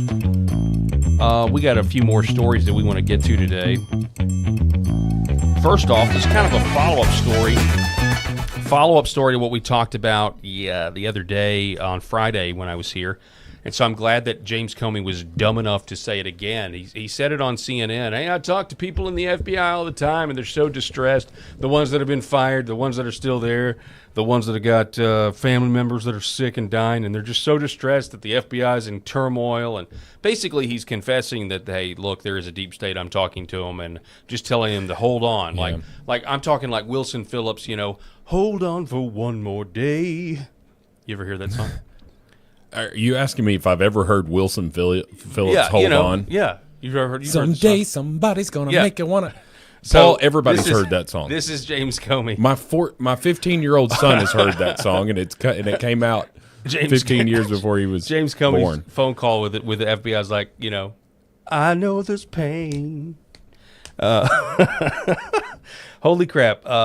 Disgraced and indicted, former FBI Director James Comey just issued a deep state call to action. Hang on in the shadows until a Democrat comes to office. Not looked at from the top level. The people running it, if you're bragging about forcing out career prosecutors and agents because the president doesn't like a lawful investigation they conducted, something is seriously broken at the top. But I have great confidence in the people down below who are just trying to hang on. And I'm urging them, hang on 2.5 years, and then we can rebuild these institutions. But we need good people in those roles. America does. So on Friday, Rob, it dawned on me live on the air. Not only is this guy a traitor, not only whatever, but I kept arguing, this point that, hey, this is a former spook, a former, arguably the most powerful, intelligence officer in the country. He's got people that are loyal to them. And I said, in today's world, your intel heads are your generals. And so we need to think about this as not as a FBI director, but as a general who literally has soldiers at his disposal that are listening to him. That's why the 8647 thing is a crime, in my opinion, because it's borderline, you are sending coded messages to your loyalists who are close to the president to kill him. That's the only thing that I dislike about the indictment of James Comey is just that it has re-brought this fool back into the spotlight, brought him back into the mainstream. And he's not taking his indictment seriously. No, he's not. The reason that he's not taking it seriously is because what is the first thing every attorney tells you to do if you're ever accused of a crime and indicted or something? Shut up. Don't go on national television. Sure as hell don't go on Meet the Press, which is it used to be a pretty well-watched program, knowing that you're going to have sound bites that are just going to be, clipped up and put all over the internet like that. There's no way he's taking his indictment seriously, or he would be laying low right now. And I want something to happen to him. I wish they could have gotten him for, something else, but unfortunately the deep state people that he's talking about, these career prosecutors and investigators and all of this stuff in the Justice Department and the FBI and all of that. These career folks are the problem, in my opinion, in many cases, and they are, he's speaking out to them. Like, does he fancy himself as being the director of the FBI again? I think so. Oh yeah, I think in his mind he always is, and that's my point. Is that the idea that he still doesn't have power and authority, and there's people that are loyal to. I mean, if you've got troops in another, they're loyal to you. I mean, then you are a threat. James Comey is a threat. And this man should be indicted on 8647, but he should have been indicted on framing Trump for treason and leaking to the media and everything else, and maybe he still will be. Mm-hmm. But again, the longer that James Comey is free, the more it confirms that you and I are actually slaves. Well, I agree with that, and I also agree with there needs to be more instances like this of all the people who went after Donald Trump between January 6th or whenever, I guess, January 20th. Well, no, it really happened before that. They were trying to get him before. So from January 6, 2021, all the way up until he was reelected, even so much as they try to kill him in the few months leading up to his, reelection. All of those people that went after him, the Fonnie Willises of the world, the what's that fat ass up there in New York? He's the oh yeah, what is her name? No, the guy. Well, there's that Letitia James. Oh, Alvin Bragg. Yeah, they're all fat up there apparently. Yeah, Alvin Bragg. Alvin Bragg. He's a loser, and so anyway, all these people, I lumped them in with the James Comeys of the world, and they all need to suffer consequences for their actions, and unfortunately we just haven't seen enough of it. And I'm hopeful, because I have seen enough out of the acting Attorney General Blanche here, that I have seen enough of him that I feel way more encouraged than when Pam Bondi was in office, because Pam Bondi would talk a good game, but I don't think she was going to get. I don't think we would have seen an indictment of James Comey under Pam Bondi. I mean, we almost didn't see the first one because of her incompetence. Sure, it's an arguable point. We don't know exactly what goes on behind closed doors and who is to blame. I still don't trust Todd Blanche, but I can't argue with the results. Like you said, the fruits have been good. The needle has moved much more than with Pam Bondi. Here's a little bit of positive news on a show that, where we're kind of complaining. Immigrants are giving up their claims in immigration court, according to ABC News, and voluntarily leaving the United States in exponentially higher numbers under the Trump administration, according to a new report based on federal data. In the first hour when I was telling you about that show, Shogun, and how the Protestants found Japan, Catholics were already there. Eventually, the Japanese get tired of both of them and say, "We're done. We're closing off." Mm-hmm. And they were closed for over 100 years until after the Civil War, when they opened things back up. That's what countries used to do. If there was too much foreign involvement and foreign invasion and foreign influence on a country, Japan was like, "Okay, you're done. We're now a closed society. We're going to take care of ourselves." China did the same thing. Yeah. This is what you do when you're overrun by third world barbarians. Now, in their case, they were overrun by first world religious evangelizers, but they didn't like that either. Which was their prerogative, Which was their right as a sovereign nation to kick us out. So what's the leader of Japan called? Is it like... I think they've got a president. Is president of Japan? Okay. It sounds right. Yeah. Okay. I mean, I think if you get an atomic bomb dropped on your country, your system is now going to sound pretty Western. You're the president. They have a president now. Yeah. So I watched a documentary on Japan's. They had ground invasion plans for the United States. And I can't remember what their initial entry point was. I want to say it was somewhere up in New England that they had all of these ground invasion plans. They were going to send troops to the United States. Yeah. We find ourselves to be Eric's listening to the show. I think he likes my comments, although he can't say them on air sometimes. But anywho, I don't even know what I'm talking about. Oh, Japan. Scary, because if we had not dropped those atomic bombs, somebody can say that was terrible. That was it was an overly disproportionate reaction to Pearl Harbor. But if Japan had not just immediately said, "Oh wow, they got us. This war is over. The big dogs are out," I shudder to think what would have happened, because they were pretty ruthless. They were. I mean, if Japan tried to invade America, that would have been, oh man, that would have been like target. I don't know. I'm just telling you what. There's there's good old boys that would have just welcomed the challenge. They'd have been like, okay. You know? But do you think that was? Do you think that was the case in the 40s? Because I mean, our men had gone to war. That's true. And they so were the women were. Yeah, that's a good point. It was women in charge of the country. It could have been worse. Really, but it could have been worse. you know, but you do have a gun around every tree. In a vast. It was a vast country when it comes. But they wouldn't have tried. I don't think they would have tried to take over the whole. Oh yeah, just like California. They would have had a yeah. So anyway. Well, the bottom line is, countries can close their borders and kick people out and say, don't, never again. And that appears to be happening here in some cases. Well, no, the country's not actually had a moratorium on immigration, which is what we need. But this is a positive story. There's no way around that. That is for sure. Well, it is. It's way more positive than, because when you see those numbers being left, it's way more positive that if that trend were to continue by the next census, because then we're going to see just a huge reduction. And we know like there's illegal immigrants living in conservative communities and red communities, but the majority of them are huddled up in these blue states and these blue communities and these blue cities. And so what they're doing is, they're coming in. Some are contributing to the country. I'm not going to try to say that, but I think that the majority of the people, and I've said it on the show a million times, that came in under Biden's 4 years were leeches.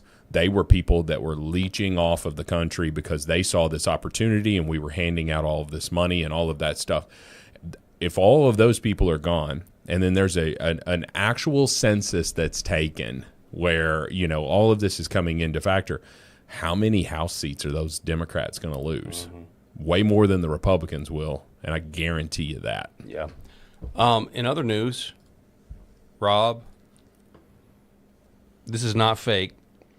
President on May 17th at 3:53 p.m. Eastern Time posted this photo to his Truth Social page, and everybody is now speculating, is there some disclosure announcement that is coming? Oh, come on. That's AI. Oh, yeah. I mean, I don't think that's real. It doesn't look real. You don't think... Wait a minute. Did you just say, I don't think that's real? I don't think that is an actual alien he's walking. Look at that alien six-pack abs. Hey, man.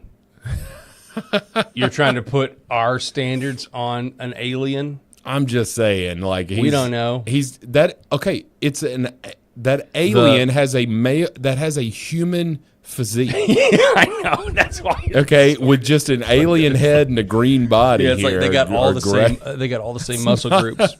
It's not an. This well, and the handcuffs there aren't even attached, right? It's like a weird thing or whatever.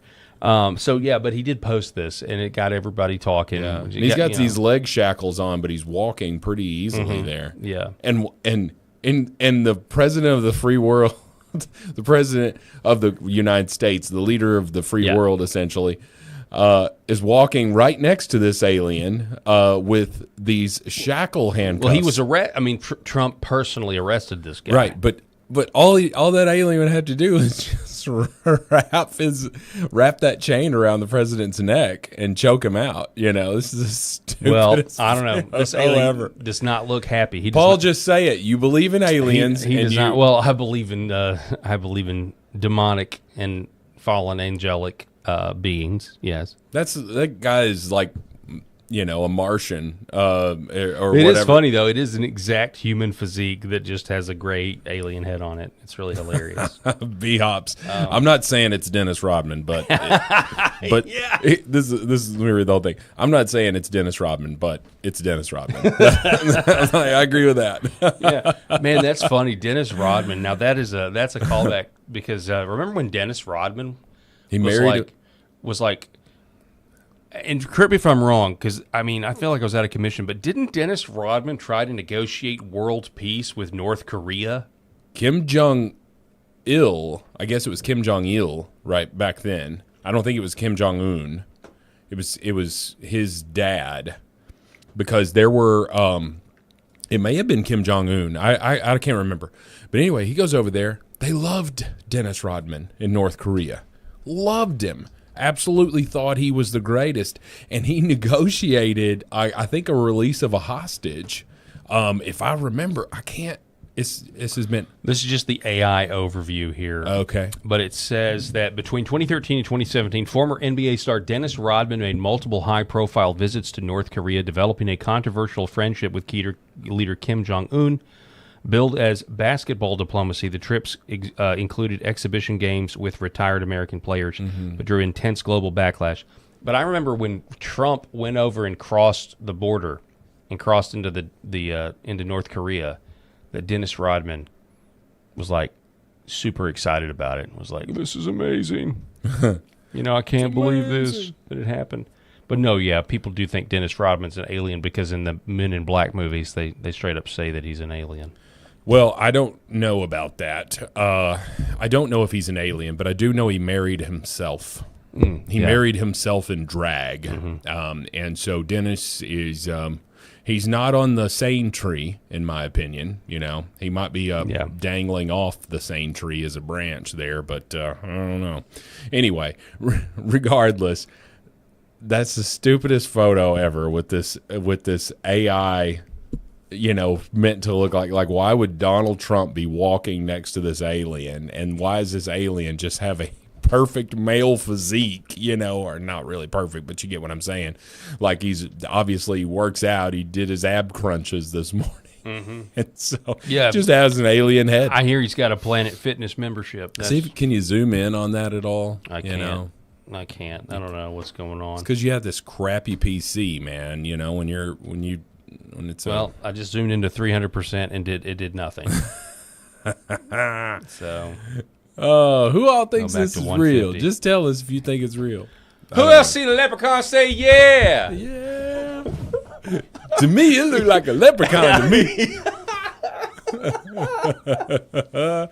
Alabama leprechaun. If you've not seen that, you need to look it up. I got this flute passed down from my great-great-grandfather from thousands of generations ago. Thousands of generations I'm like, dude, that's a long time ago. Oh, my goodness. What is a generation? 40? Is it supposed to be 40 years? Yeah, is that what a 40 generation? years. Yeah. All right, so here's the deal. So 40,000 years. We were talking about female judges and police chiefs the other day, or earlier in the show today. Hey, listen, there's some female judges that are badasses, man. Oh yeah.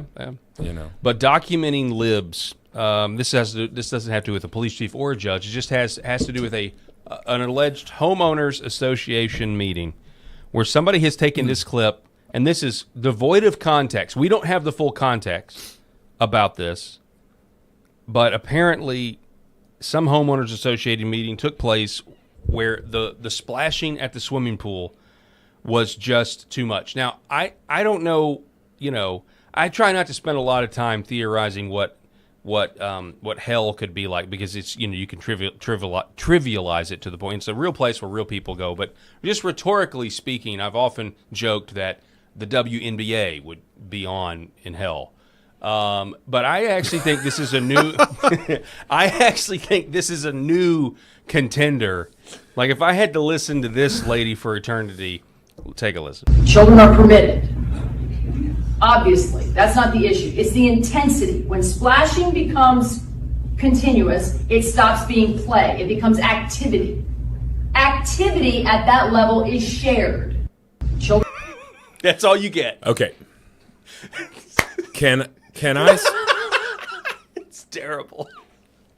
Okay. This woman needs a glass of wine, a good date night with a happy ending to relieve some of this stress that she has, because apparently she is all bottled up about all kinds of things here, and she just needs to relax, because what it sounds like is that kids were being kids in the pool. But and if kids are permitted, what the hell are you talking about? Yeah. Well, they're splashing too much in this pool. Don't be splashing water and playing. Splashing is playing, but splashing continuously is activity. Yes, and we cannot have activity. And I've not had any bedroom activity in many years. Wow, that is low. That's you know what? She deserves nothing. She deserves nothing less. That's low. But I will say this: people wonder where Karen stereotypes come from, and they come from. It's her. People are out there like this lady who's reinforcing. And she's not just reinforcing them every single day. Paul, hit the play again if you got a second, and just there we go. see how intensely she says this. I'm just gonna. I don't even know the context, but I guarantee you, she's been like given some questions by probably a man saying, "Okay, wait a second. Like, are you saying splashing is wrong?" She's gotten this question. Like, are you trying to say that splashing in the pool is illegal? Children are permitted. Obviously, that's not the issue. It's the intensity. When splashing becomes continuous, it stops being play. It becomes activity. Activity at that level is shared. She is coming out of her seat. She is wanting to crawl over the table and shake the shoulders of anybody that would dare dissent against her. She needs to not be on the Homeowners Association board. She needs to be a PE teacher. I feel like she'd be a great PE teacher. Because this reminds me of many of my PE teachers. Yeah. So somebody said, in the comments, like, would a glass of wine and a night on the town actually help this? And I'm like, you're right, Deb. I don't think that it will. This woman she's beyond. She's gone. She lives so deep in Karenville. Obviously, they can splash. Kids are permitted. That's not what I'm saying. That's not what. But they can't have fun. Okay. There will be no fun in the pool. Smiling is permitted, obviously. But when multiple kids are showing their teeth and smiling, that becomes enjoyment. And enjoyment is an activity. And one other activity that we're going to have to talk about at this is we cannot have laughing, joking, or jumping. None of those things are permitted, but kids are. Kids are. Yes. Kids, just don't make any noise and don't talk to anybody and hold your head down in shame for being a child and alive. Rob Spencer, thanks for hanging out with us today. Glad to be here. The show. Hopefully we will see you tomorrow, or Eric. Hopefully Eric will be back in seat number 3 tomorrow. Folks, that's all the time that we have. I want to give a shout-out to our sponsors, Red Vive Health, New Horizon Real Estate, Gateway Site, and Sound Pet Club 24/7, and Jared Chiropractic. God bless everybody out there watching, and we'll see you tomorrow.